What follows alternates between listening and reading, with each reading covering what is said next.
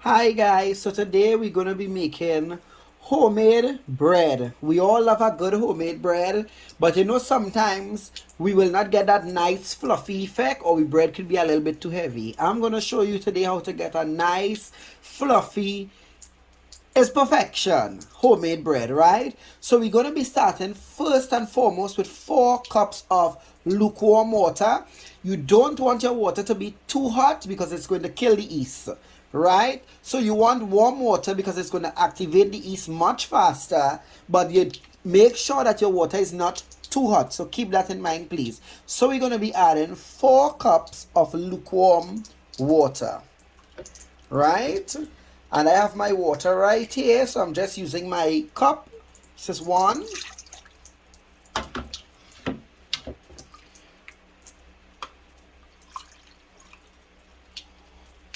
2,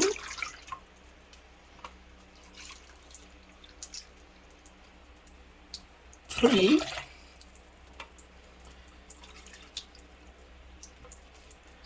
4.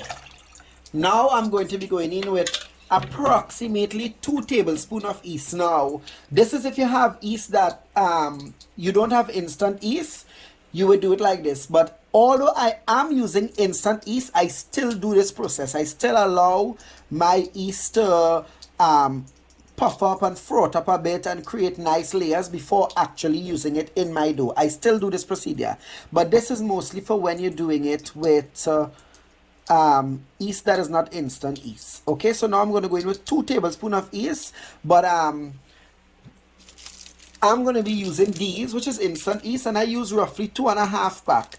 It comes up to less than 2 tablespoons, but it works well for me. So if you have these are 7 grams. These are 7 grams. These packets are 7 grams. 2.5 packets will work fine. So here I have my 2 tablespoons of yeast, or 2.5, 2.25 to 2.5 packs of the 7-gram yeast. Now I'm going to add a bit of sugar. This doesn't change the flavor or anything, but I'm going to add the sugar to help activate this yeast even faster, right? And I'm going to just whisk this.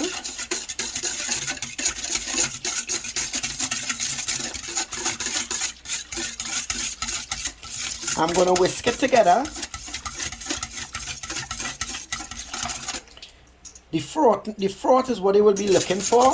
And I'm going to rest this for 10 minutes. I'm going to leave this to rest for 10 minutes to activate this yeast. And then we're going to come back and start putting our dry ingredients together. So I'm going to be covering this with a plate or with a towel or something to keep the temperature nice and warm. If you have marble countertops or your countertop is cold, be sure to put it on something else. You don't want it resting on any cold surfaces because it's going to stop the yeast from rising and all of that well enough. So you want a nice warm area, room temperature area, so that this yeast could activate properly. Keep that in mind. So now 10 minutes has passed and our yeast is ready for us to mix our dough. So now I'm going to be adding to this yeast 1 1/3 cups of oil, 1 1/3 cups of honey, 1 tablespoon of salt, and 10 cups of flour. And I'm going to show you all how we're going to bring this dough together. So just stick around and watch me do this.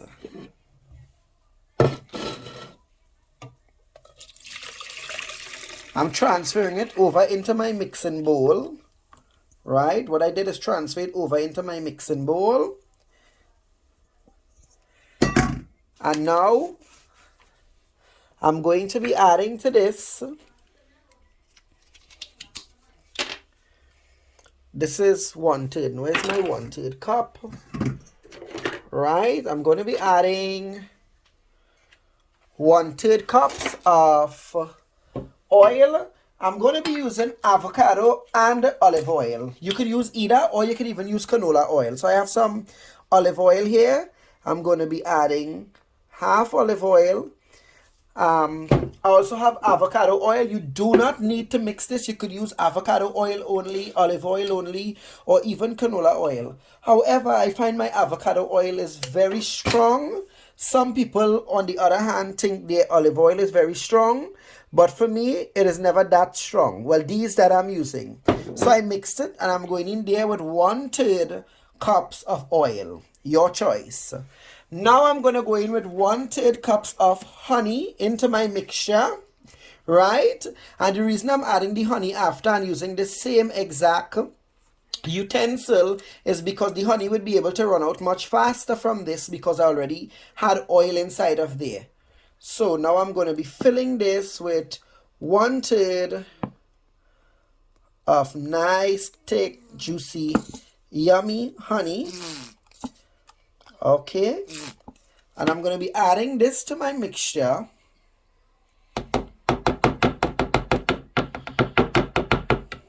Right? And now I have 1 tablespoon of pink Himalayan salt. Right? I measured it before. This is 1 tablespoon of pink Himalayan salt. And I'm going to be going in now with 10 cups of all-purpose flour, and we're going to mix this together. Now, some people mix their dough with their hands. That's okay. If you have a mixer, you can use a mixer. I'm going to show you what I'm using. So I'm going to be going in with my 10 cups of flour.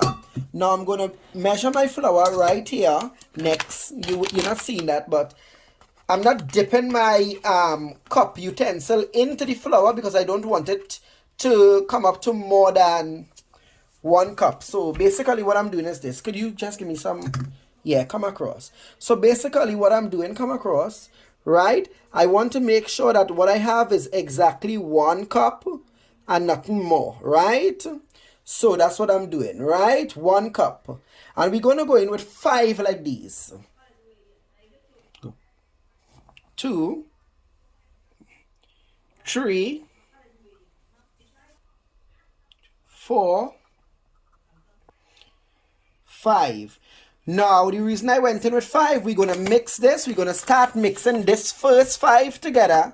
And then gradually, we will add in the other 5 cups. Because sometimes we use like 9 cups, 9.5 cups, depending, right? But 10 cup is what we estimated to work with.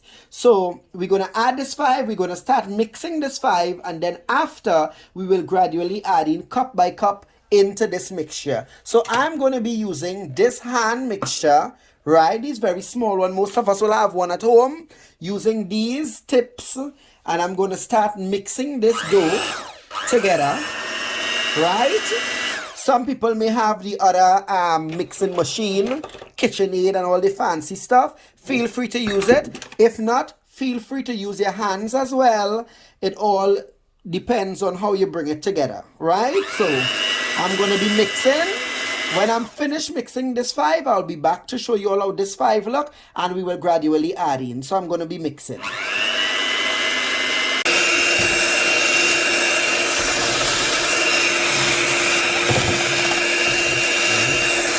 So this is how my first 5 cups of flour is looking after it is mixed together. Now I'm going to be going in with 1 cup at a time, right? And mixing again. 1 cup gradually. We're going to be mixing one by one.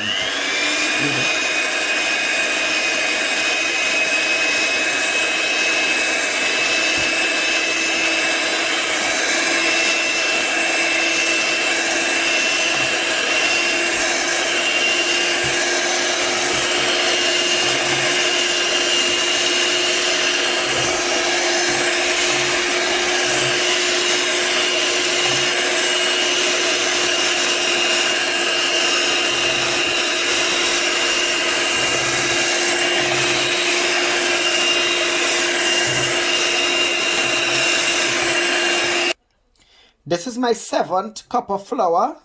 We already mixed in the 6 just now, and I'm going to go again and I'm going to mix. Remember, we're gradually adding all. When I'm back, I will show you when I'm on my 9th cup of flour. This is the 7th, so I'll be back to show you when I reach my 9th cup of flour, how our mixture will be looking. So now I'm on to my 9th cup of flour. Remember, we were estimated to use roughly 10. I'm on to my 9th cup of flour, and I'm going to show you all how the dough is looking at this stage. Look carefully.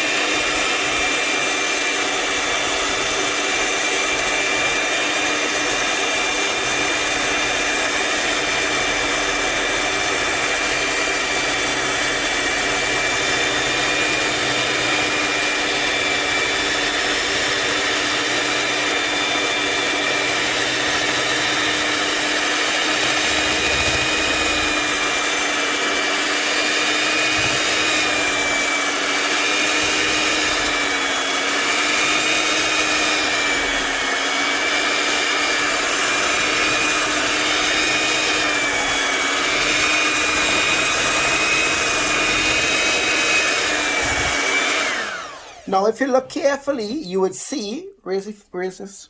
If you look carefully, you will see the dough is leaving the sides of the dish, right, of the pan, and that's what you're looking for, right? The dough is not as sticky as it was, and it's beginning to leave the sides of the bowl.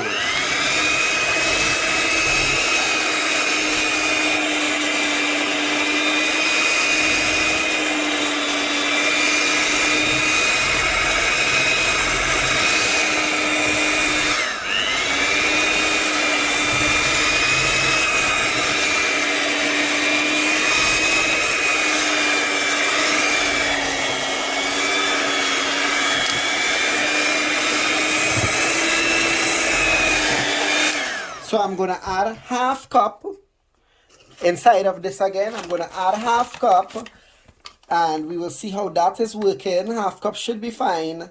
And then I will take it out the bowl, and I would continue to do my kneading, and I would add whatever extra flour when I'm pressing my dough out with my hands. So I added half cup, and I'll be back to show you all how it looks, okay? So this is how my dough is looking now, right? After 9.5 cups, I'm going to sprinkle some flour. You don't want to be doing too much. Also, when you're going to press this dough now out for like about 8 minutes, I'm going to knead this dough with my hands. You still don't want to add just too much flour one time. You want to add gradually. So I'm going to flour my hands a bit, and I'm going to pull my dough out of this container.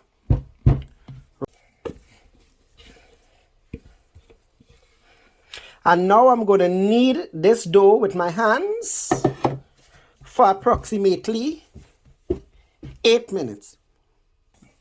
So I'm going to knead this dough with my hands. I'm going to sprinkle a bit of flour on top, gradually adding flour to get this dough from being too sticky. Don't add too much, and you just do like this.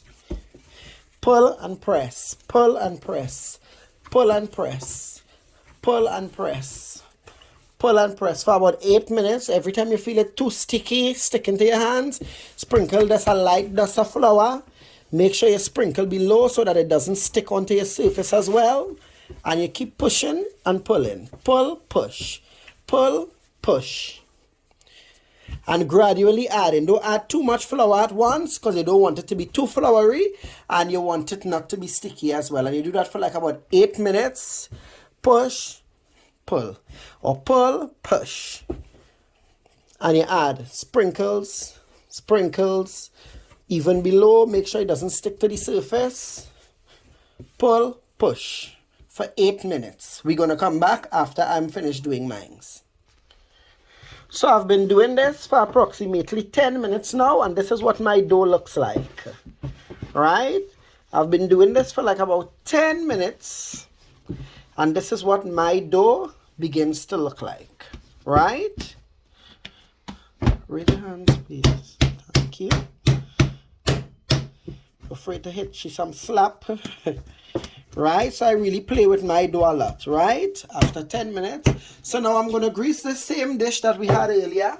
If you have baking spray, If you have baking spray, you could use some baking spray, or you could add some butter, right? Or even some oil.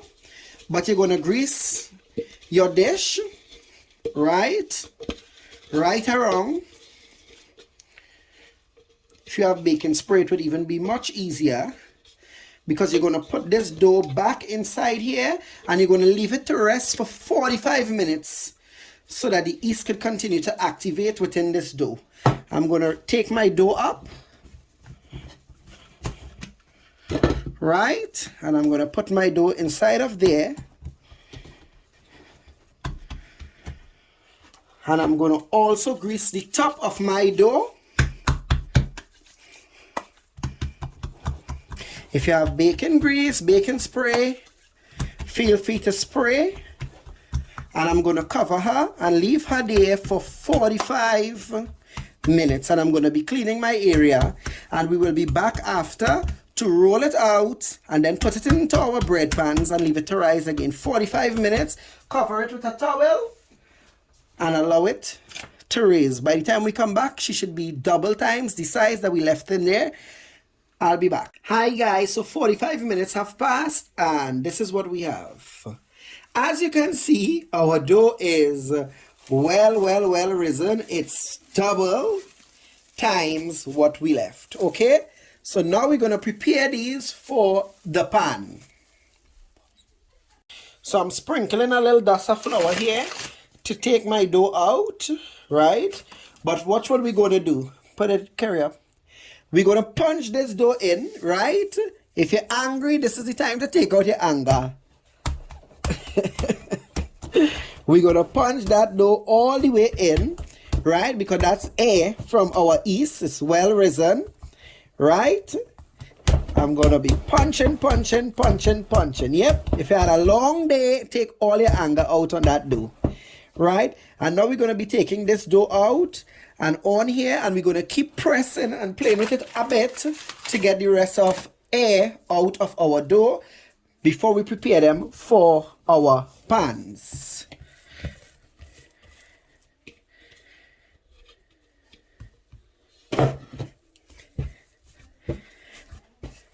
And I'm going to do this again for like maybe 4 minutes, pressing out all the air from that dough. See how beautiful it looks? All the bubbles, you're going to see bubbles. Be sure to pop them bubbles.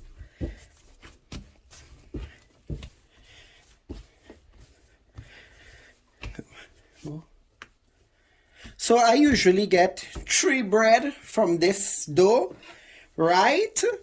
3 bread I usually get. So I'm going to be cutting this into like 3 pieces. All right, let's hope my measurement is good. If you have a pastry cutter, it would be best, right? But I'm using what is available to me. A knife will do the trick just as well, right? So, let me see. Do this into 3 pieces. This one seems, yeah, right. So now, one by one, we're going to continue this same procedure, right? And we're going to press out all, whatever bubble, whatever air is in this dough. We're going to press. Some people use a rolling pin, right? I'm going to show you. Some people even use a rolling pin, and they would do this.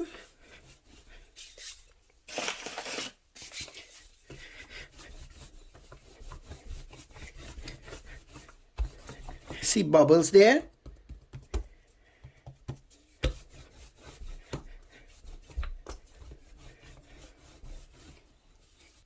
So when they roll it out with the rolling pin, I like to still press it to make sure, right? You roll it with your rolling pin, or you press it to make sure, and then you start rolling like this, really tight from one end.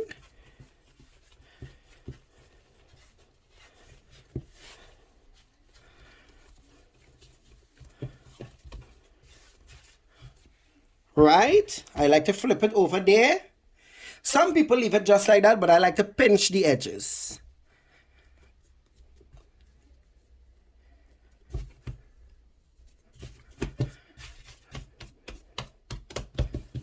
Right? This is my baking pan. I already greased this pan and I put some flour and knock it around, right? And I'm going to take this up. Whoop. Be very careful. And I'm going to rest it into my baking pan. Right? Now I'm going to leave this to rise again for 1 hour.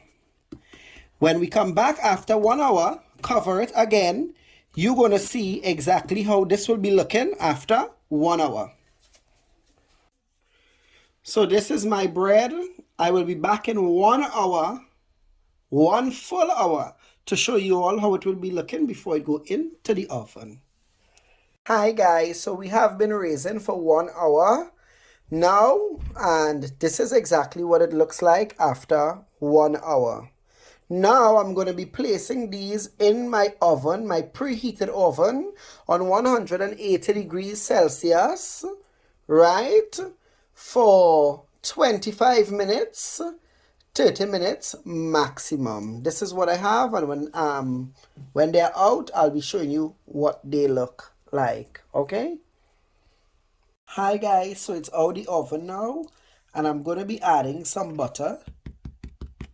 You can hear the top. I'm going to be adding some butter to this, right? A nice generous amount of butter to the top of this. And that's going to keep the layer, the top layer, very soft and nice. As the bread cool, it's going to become even more soft on top, really soft and nice. I will be back to cut this bread and show you all how nice, how fluffy, and how soft this bread is. Okay, just look at it. I'm adding butter. Yeah, that's it.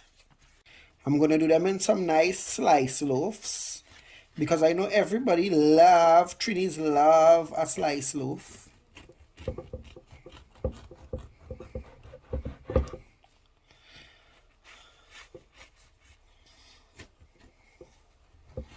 Look, I cut it hard with me. And